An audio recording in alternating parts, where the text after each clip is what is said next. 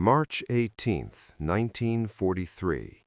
26,000 feet above Bremen, Nazi Germany. The cold up here is not just cold, it bites. It claws through electrically heated gloves, creeps into boots, stiffens fingers until metal and flesh feel the same.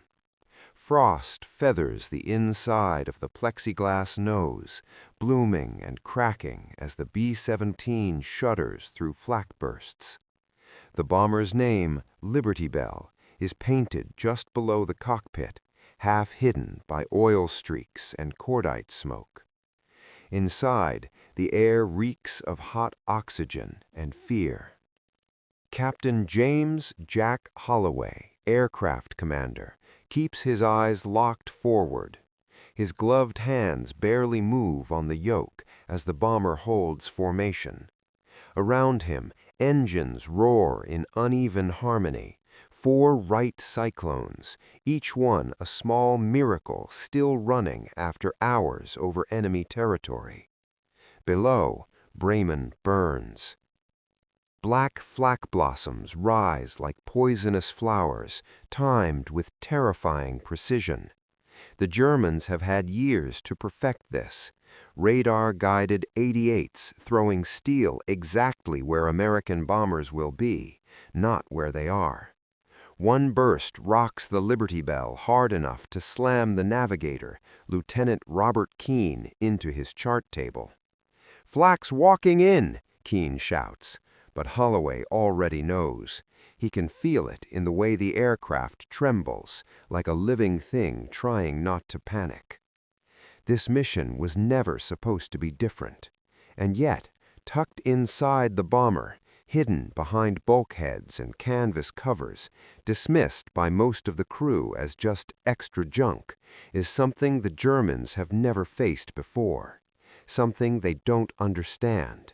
Something that by the end of this day, they will fear. In the radio room, Tech Sergeant Leo Marquez wipes condensation from his goggles and checks the equipment again. Not the standard SCR-287 radio set, not the emergency transmitter. He reaches instead for a short, unfamiliar unit bolted beneath the desk, its dials trembling with the aircraft's vibration. Marquez doesn't like it. He was told only this: turn it on when the fighters come. No manuals, no explanations, just a warning from an intelligence officer in England who spoke too quietly and smiled too little. "You won't be able to prove it worked, but you'll know," the officer had said. Forward of him, in the nose, Second Lieutenant William Crane, the bombardier, peers through the Norden sight. His world is reduced to crosshairs and drifting clouds. He forces his breathing slow, steady. Bremen's U-boat yards lie somewhere beneath that smoke, and the entire formation is depending on him. Then the intercom crackles. "Bandits, 3 o'clock high!" The voice belongs to Sergeant Frank O'Donnell, top turret gunner. His twins' .50 calibers swing skyward as silver shapes peel out of the sun. Messerschmitt BF-109s. They come fast, too fast. The German pilots know this profile well. Tight American box formations, overlapping fields of fire, predictable defensive arcs. They've learned how to slip through, how to attack from angles the gunners can't track in time. At least, that's how it's supposed to go. The first 109 dives toward the lead element, cannons flashing. Tracers streak past the Liberty Bell, some so close Holloway swears he can see their spin. "Fighters inbound," someone yells, unnecessary but instinctive. The bomber box opens fire. 50 caliber machine guns hammer the sky, the sound like giant ripping canvas. Spent casings clatter across the fuselage floor. The smell of burned powder thickens. And then something strange happens. The German fighters hesitate. Not break, not retreat. They wobble as if unsure of where to aim. 109 overshoots wildly, its burst tearing empty air. Another jerks upward too early, climbing straight into a cone of fire from the waist gunners. O'Donnell tracks a third aircraft and squeezes the trigger. His guns chatter. The Messerschmitt explodes. No one cheers, there's no time. But the confusion spreads. From his cockpit, Holloway senses it before he understands it. The attacks are coming wrong. The fighters are misjudging closure rates, firing too soon, too late, from poor angles. "Jack," the co-pilot mutters, "what the hell are they doing?" In the radio room, Marquez stares at the unfamiliar unit. Its needles are dancing now. Slowly, deliberately, he reaches down and flips the switch he was never told to touch unless absolutely necessary. The unit hums. Not loud, not dramatic, just a low, unsettling vibration that seems to crawl through the aluminum skin of the bomber. Outside, unseen and unmeasured, invisible waves spill outward into the cold sky. German radar stations on the ground, already straining to track dozens of bombers, begin to lie. Range indicators drift, bearings smear, fighter controllers bark corrections that no longer make sense. And in the cockpits of the attacking Messerschmitts, pilots begin to feel something worse than fear. Doubt. They can see the B-17's, but they can't quite judge them anymore. As flak bursts fade behind and fighters circle again, the Liberty Bell flies on, its secret humming quietly, patiently, like a weapon that doesn't need bullets. Not yet. March 18th, 1943. Still over northern Germany. Still at 26,000 feet. The bomber stream pushes east, engines droning in grim persistence. Below, Bremen slips behind them, swallowed by smoke and fire. But the danger doesn't fade with the target, it sharpens. This is the most vulnerable moment. Bombs are gone, fuel is lighter, formations loosen as damaged aircraft struggle to keep pace. That's when the Germans usually strike hardest. Inside the Liberty Bell, Captain Holloway scans the sky through the armored windshield. His jaw tightens. The fighters are reforming, higher this time, spreading out instead of clustering. That's new. "They're changing tactics," he says calmly into the intercom. "Stay sharp." In the waist, Sergeant Eddie Collins presses his face to the cold window, scanning his sector. He's flown 6 missions already. He knows the rhythm: approach, dive, fire, break away. German pilots are disciplined, almost mechanical in their precision. But today, the rhythm is off. A Focke-Wulf FW-190 rolls in from 7 o'clock low, climbing too steeply. Collins tracks it, waiting for the perfect lead. The fighter wavers just for a heartbeat, then lurches sideways as if the pilot suddenly changed his mind. Collins fires. The .50s chew through the fuselage. The 190 snaps into a spin and vanishes into the clouds below.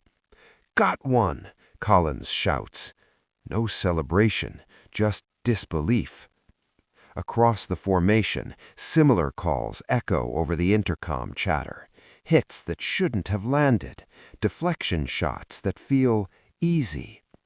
In the radio room, Marquez feels sweat under his fleece-lined jacket despite the freezing air. The mysterious device vibrates faintly, its dials slowly rotating on their own, as if responding to something outside human hearing. He puts his headset back on, listening to the formation frequency. Confusion bleeds through German-accented English on the emergency channels, snippets picked up by American radios. "Repeat last bearing? Visual doesn't match. Radar contact unstable." Marquez swallows. So that's what it does. On the ground, at a Luftwaffe control station outside Hanover, Oberlieutenant Karl Weiss slams his fist onto the plotting table. Chalk marks show bomber tracks, but they smear and drift like ghosts. "That's impossible," he snaps. "Recalibrate the Würzburg array." Technicians obey, hands shaking.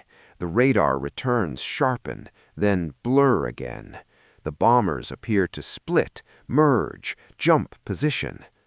Weiss feels a chill unrelated to the winter air. American bombers are crude, he tells himself, big, loud, predictable. So why is the sky lying to him? Back in the air, a fresh wave of Messerschmitts dives. This time they coordinate a head-on pass, deadliest of all attacks. The closing speed is nearly 600 miles per hour. Gunners have seconds. In the nose, Billy Crane braces himself, chin against the Norden sight housing. He can see the fighters coming straight at him, their noses flashing. "Steady, steady," he whispers. The lead 109 fires too early. Tracers streak wide. The second pilot overcorrects, pulling up at the last instant, right into the combined fire of the top turret and cockpit guns. The sky erupts in flame and debris. The third fighter freezes just for a fraction of a second, then breaks away without firing. Holloway exhales slowly. His heart is pounding, but his voice stays even. "That's 3 passes. They should have torn us apart by now." The co-pilot glances back toward the radio room. "You think that thing is doing this?" Holloway doesn't answer. He doesn't need to. Because outside, the German fighters are no longer confident predators. They're circling, probing, testing angles that no longer behave the way they should. Depth perception feels wrong. Speeds feel deceptive. The bombers seem closer, then farther, then suddenly right on top of them. Pilots second-guess shots. Seconds become hesitation. Hesitation becomes death. One by one, fighters fall back, low on ammo, shaken, confused, not destroyed, but beaten in a way that leaves no clear explanation. As the formation pushes toward the North Sea, flak dwindles, the horizon brightens. In the radio room, Marquez reaches for the switch again, ready to power the unit down. Then a new transmission cuts through the static, sharp, urgent. "Large formation, multiple airfields, they're launching everything." Marquez's hand freezes. Whatever this weapon is, the Germans are about to throw everything they have at it, and they're not aiming to scare the bombers anymore. They're aiming to wipe them out. March 18th, 1943. Westbound now. The North Sea is still miles away. The warning hangs in the air inside the Liberty Bell like a bad smell. They're launching everything. Captain Holloway doesn't need more detail. He's flown enough missions to know what that means. Fresh fighters, pilots pulled from reserve squadrons, instructors, even half-trained replacements, scrambling from airfields all along the coast. When the Luftwaffe commits like this, they don't plan to let anyone leave. "Pass it to the formation," Holloway orders. "Tighten up. Nobody strays."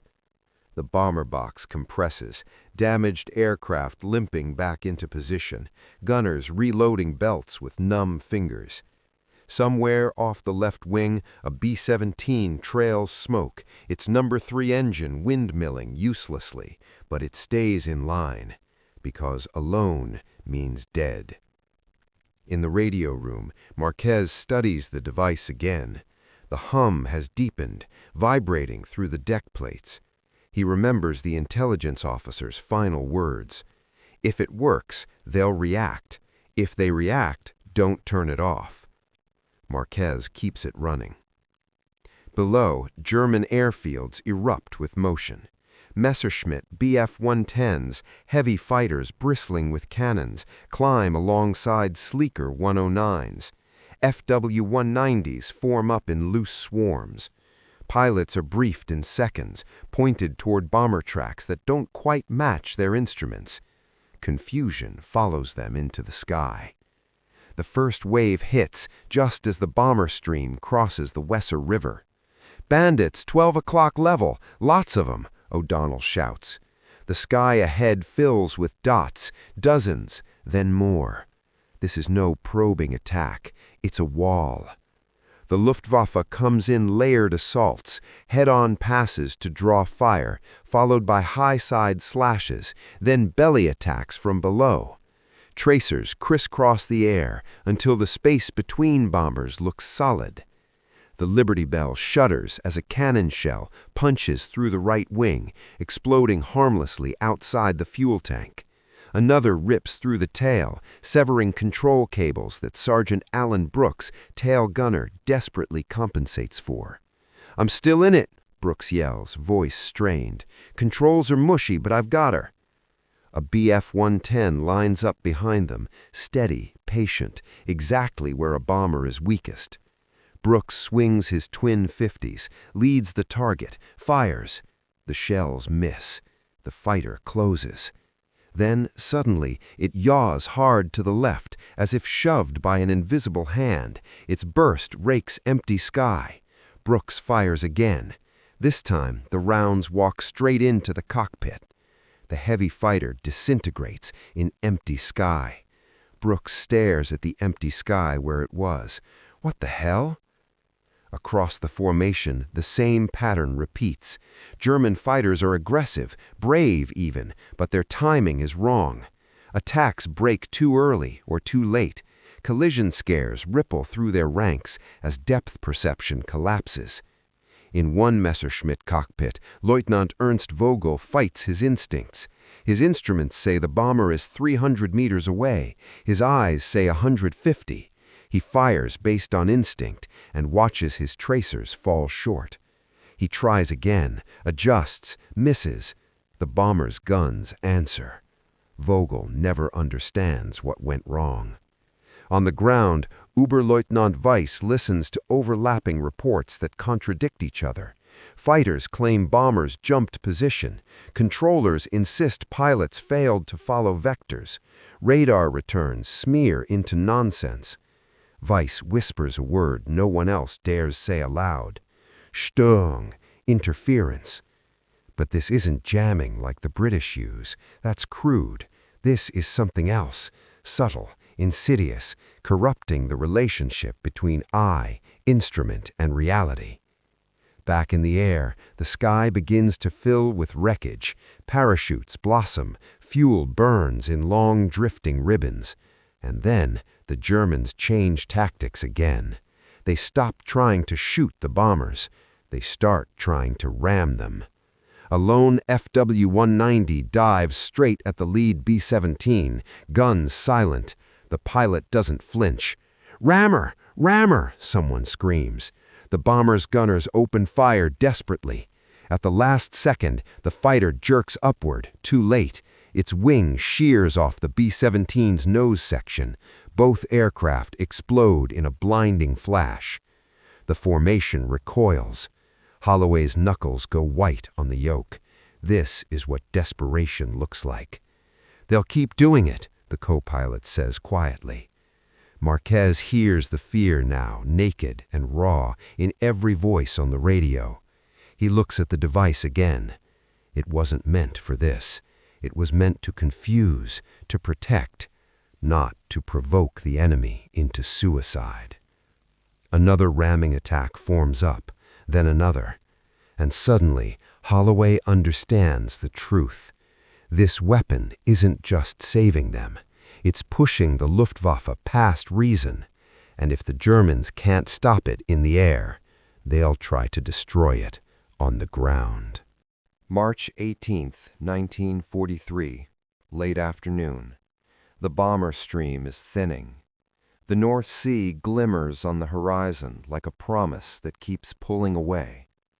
For the crews still alive, escape feels close enough to taste, and that makes the next orders all the more deadly. In a concrete bunker beneath Berlin, phones ring without pause.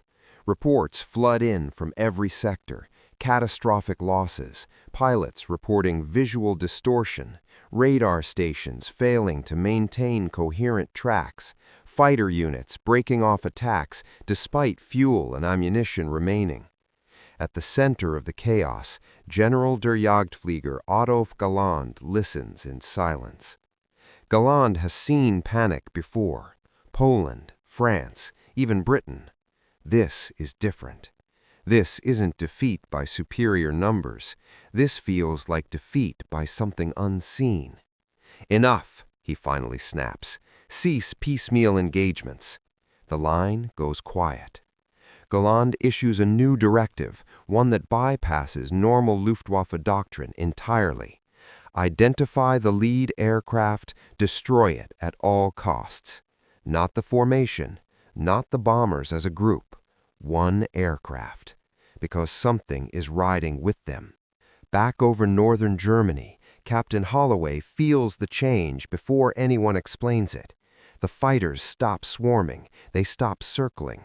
Instead, small groups begin making direct, deliberate approaches, ignoring other bombers, cutting across defensive fire. They're focusing on us, the co-pilot says. Holloway nods. They've figured it out. Or, at least, they've guessed. The Liberty Bell has been flying lead for the last 40 minutes, its navigation steady, its engine still strong. That makes it a beacon, a target. Form up tight, Holloway orders. Cover the lead. Gunners from neighboring B-17's shift their arcs, overlapping fire around the Liberty Bell. The sky erupts again with machine gun fire as the first focused attack comes in. 3 FW-119's dive from above the sun, ignoring the tail of the formation entirely. Tracers streak toward Holloway's cockpit. The bomber bucks as rounds punch through the nose. Plexiglass shatters. Ice-cold wind screams into the cockpit. The co-pilot cries out, blood spraying from a shoulder wound. Holloway doesn't look back. He holds the aircraft level. In the radio room, Marquez is thrown against the bulkhead as shrapnel rips through the fuselage. The mysterious device flickers, its hum faltering for the first time. "No, no, come on," Marquez mutters, slamming the casing with his palm. The hum returns. Outside, the attacking fighters waver again, but not enough. 119 presses through the defensive fire, cannons blazing. It's close enough now that Holloway can see the pilot's face behind the canopy. O'Donnell's top turret roars. The fighter staggers, trailing smoke, but keeps coming. Then a burst from a neighboring B-17's ball turret rips the German aircraft in half. The wreckage flashes past the cockpit. Silence follows, just for a moment. The Luftwaffe pulls back again, regrouping. They've lost too many aircraft in too little time. But the message has been sent. They know there is something special aboard this bomber, and they are willing to burn their remaining strength to erase it. Inside the Liberty Bell, damage reports come in fast. Hydraulic pressure low, tail controls compromised, oxygen system leaking. The aircraft is still flying, but barely. Marquez crawls forward through the fuselage, clutching a headset and fighting the cold wind. He reaches Holloway's seat and shouts over the roar, "Captain, that equipment, we can't let it fall into their hands." Holloway finally looks back. For a split second, he understands the full weight of it. This mission was never about Bremen. It was about proving this thing works. And now that it has, survival is no longer the objective. Denial is. Holloway nods once. If we can't make the coast, Marquez doesn't hesitate. We destroy it. The words hang there, simple, final. Outside, far below, German airfields are already preparing something new. Not fighters, interceptors stripped of armor, extra fuel, pilots briefed with one sentence: do not return. The sky darkens again as the last gamble rises to meet the bomber stream. March 18th, 1943. Minutes from the coast. The North Sea is no longer a distant shimmer. It's a hard, steel-blue line cutting across the horizon. For the crews who can still see it, that line means life. For the Luftwaffe climbing to meet them one last time, it means failure they cannot accept. The final intercept force is small, too small. Captain Holloway notices it immediately. "Where's the swarm?" he asks. "These aircraft aren't massed or coordinated. They're spaced, climbing fast, engines screaming beyond safe limits. The planes look lighter, sleeker. Stripped birds," O'Donnell says from the turret. "They've ditched armor." Kamikaze tactics without the name. The first interceptor comes in from dead ahead, guns blazing. It doesn't weave, doesn't hesitate. The pilot flies straight through a storm of tracer fire, his aircraft shuddering as bullets punch holes through the wings. He doesn't pull away. He aims for the cockpit. Holloway shoves the yoke forward. The B-17 drops just enough that the fighter flashes overhead, missing by yards. The bomber's nose gun fires point blank. The interceptor explodes. A second fighter slams into the formation from below, clipping a wing off another B-17. The bomber spirals down, crew bailing out into the freezing air. The radio fills with shouted prayers and clipped farewells. In the radio room, Marquez kneels beside the device, hands shaking. The hum has become uneven, like a heartbeat skipping. He knows the truth now. They pushed it too hard.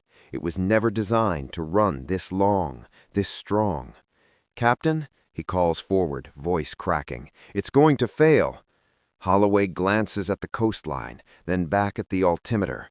They're losing altitude, engines straining. "How long?" Marquez swallows. "Minutes, maybe less."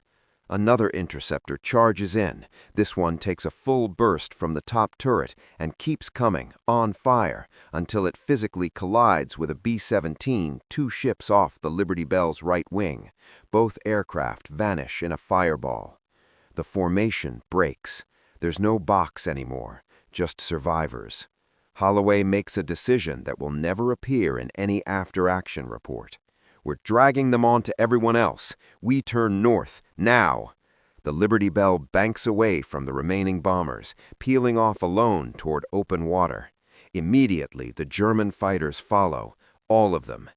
In the radio room, Marquez doesn't ask why. He opens the casing on the device, exposing a nest of coils and glass tubes vibrating violently. "If we ditch, this thing goes with us," he says into the intercom. Outside, the fighters close in. No more caution, no more confusion. They know this aircraft matters. O'Donnell fires until his guns click empty. Brooks in the tail keeps shooting, even as control response fades.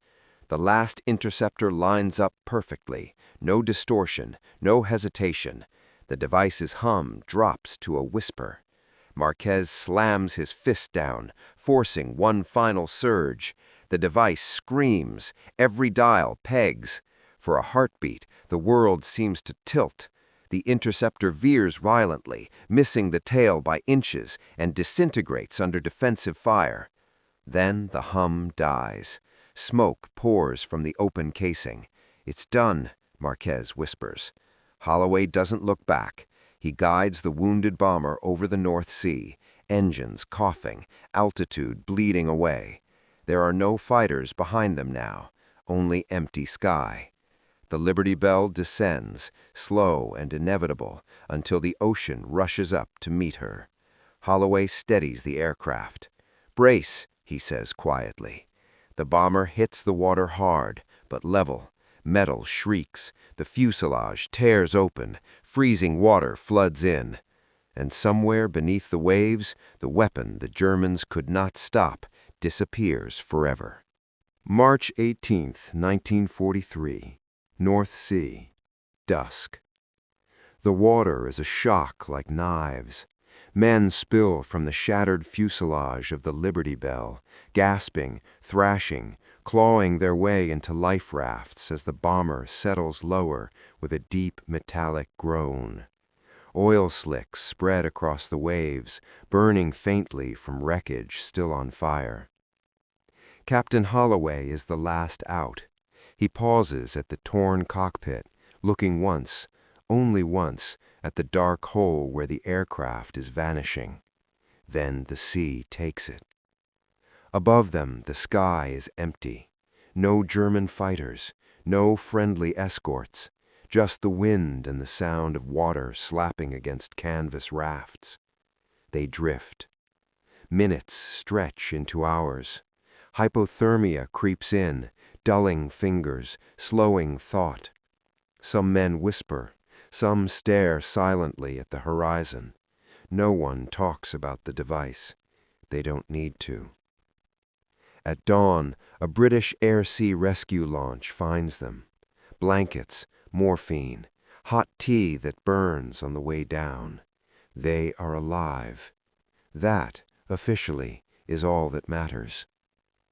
In England, intelligence officers take over before the men even reach the hospital. Statements are recorded, flight logs collected, gun camera footage confiscated. Then the real work begins. Combat reports from that day make no sense. German losses far exceed expectations. Intercepts appear disorganized, ineffective, almost panicked. Radar analysis is contradictory. Pilots' testimonies conflict. So the explanation is simplified. Poor coordination, pilot error, favorable defensive fire. The Liberty Bell is listed as lost due to combat damage and ditching. Nothing more. Captain Holloway is ordered never to speak about the equipment aboard his aircraft, not to his family, not to other pilots, not even to himself if he can help it. Marquez signs a document he is not allowed to read in full. The last page contains a single line: project status, terminated. Across the Channel, in Germany, Oberleutnant Weiss submits his final report. He avoids speculation. He avoids the word interference. He writes only that enemy bombers exhibited unusual defensive effectiveness. The file is stamped, archived, and buried beneath more urgent disasters. The war moves on. New bombers arrive. New tactics emerge. Chaff, simple strips of aluminum, will soon blind German radar in ways far cruder than what vanished into the North Sea. And yet, years later, Luftwaffe veterans will still describe one mission where the sky felt wrong, where bombers seemed to drift, where shots that should have hit did not. In 1946, Holloway leaves the Army Air Forces. He never flies again. On cold days, his hands ache where frost once bit through gloves at 26,000 feet. Sometimes he dreams of that hum, of instruments lying, of a weapon that didn't explode, but quietly bent reality just enough to save lives. A weapon that scared the Germans not because it killed them, but because they never understood it. 1 year after the war, a gray rain falls over a quiet airfield in eastern England. The runways are cracked now, overgrown at the edges. Most of the bombers are gone, scrapped, sold, or left to rust where they last stopped rolling. Captain James Holloway stands alone near a hangar, hands in his coat pockets. He is a civilian now. No rank, no authority, just a man who survived something history chose to forget. Inside the hangar, engineers dismantle a B-17 slated for scrap. Holloway wasn't supposed to be here, but habits die hard, and some ghosts don't leave unless you walk straight at them. A young RAF technician notices him staring. "Flew these, sir?" the technician asked. Holloway nods. "A long time ago." The technician gestures toward the bomber. Strange machines, tough but simple, Nothing fancy inside, really. Holloway almost smiles, because that's the lie that won. In Washington, London, and quietly in Moscow, analysts spent years trying to explain March 18, 1943. German archives captured after the war showed panic, contradiction, pilots accusing instruments, instruments contradicting radar, radar disagreeing with eyes. No single explanation survived scrutiny, so the truth was dissolved into probability. Too many variables, too much chaos, too much war. The idea that one bomber carried a device capable of distorting perception, of quietly corrupting the enemy's ability to judge speed, distance, and timing, was too dangerous to keep alive, because if it had existed once, it could exist again. Marquez disappears into civilian research, his name never connected to electronic warfare. His notebooks are classified, then scattered, then lost. Pieces of his work resurface decades later under different names, different budgets, different flags. Noise, deception, perception warfare. None of it credited to a frozen radio room over Bremen. In Germany, former Luftwaffe pilots gather in beer halls and living rooms. They argue, they drink, they remember. One man insists the Americans had a ghost bomber. Another swears their guns malfunctioned. A third says nothing was wrong, only fear.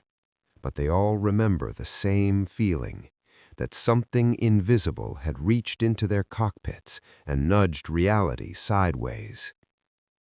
By the 1950s, jet fighters replace propellers, radar improves, missiles fly faster than human reaction.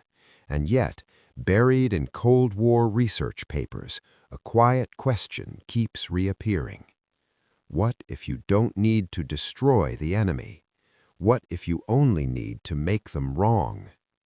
No monument is built for the Liberty Bell, no citation mentions its mission, no history book names its crew, because officially nothing unusual happened. Just another bomber, just another loss, just another day in a brutal air war. But somewhere beneath the North Sea, aluminum bones rest in silence, and with them the remains of a weapon that never exploded, never left scorch marks, never announced itself. A weapon that turned confidence into hesitation, precision into doubt, hunters into confused men chasing shadows. The Germans couldn't stop it. Not with fighters, not with radar, not with sacrifice. They could only force it to disappear. And that may have been the most frightening victory of all.